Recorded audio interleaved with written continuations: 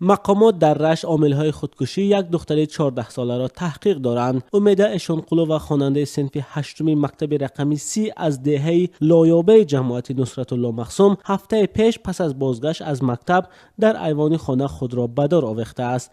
نزدیکان امیده میگویند در رفتار و کردار او آن روز یگان تغییرات احساس نمیشد. به گفته آنها امیده صبح خوشحال به نظر می رسید و چون همیشه از مکتب با بهای اعلی برگشته همراه با مادر باید خانه ها را رو بچین میکرد.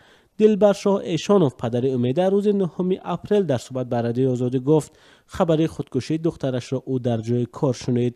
با گفته او امیده دختر ارکه خانواده بود و تمام خواسته هایش به مشکل اجرا می شد. امیده ایشانوف بین 3 برادر یگانه دختر خانواده بود. حالا والدان میگویند هیچ نمیدونند دلیل اصلی قصد خودکشی کردن دختر 14 سالشان که ظاهرا مشکلی نداشت چی بود، اما میگویند امیده یگان بیماری نداشت. پدر امیده دلبرشاه ایشانوف میگوید قبل از فاجعه دخترش خواب بد دیده بود. حالا پدر میگوید سر تصادفی بودن این قضیه هم فکر دارد. او میگوید 4 روز پیش از این حادثه برای چاروای خانه بند خریداری کرده بود. امیده هم از پدر خواسته است که پاره از این رسپان را برای او دهد تا ارغنچک سازد. اما هنوز سبب اصلی مرگ امیده دقیق نشده است. هیچ نامه یا پیامی هم از او نمانده است.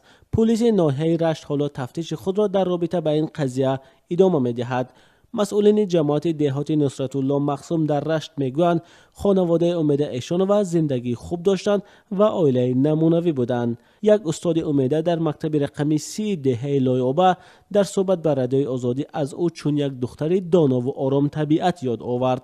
با گفته این استاد همه خوانندگان مکتب و همسبقان امیده حالا در حالت شوق قرار دارند و با گفته او همه به سوال تفتیشات درباره سبب‌های مرگ احتمالی امیده پاسخ گفتند. خودکشی امیده ایشانوف و حالا توجه تمام نهادهای مسئول را در رشت به خود جلب کرده است. نیسا عزیز و مدیر بخش کار با زنان ناحیه رشت در صحبت با رادیو آزادی گفت این اولین حادثه خودکشی در 5 سال اخیر در این ناحیه است. این مسئول ریاست کار با زنان تاکید میکند که در رشت حادثه خودکشی انگشت شمار است و تنها در سال 2014 یک زن در اینجا در پی خشونت خانوادگی با هدف خودکشی خود را آتش زده بود.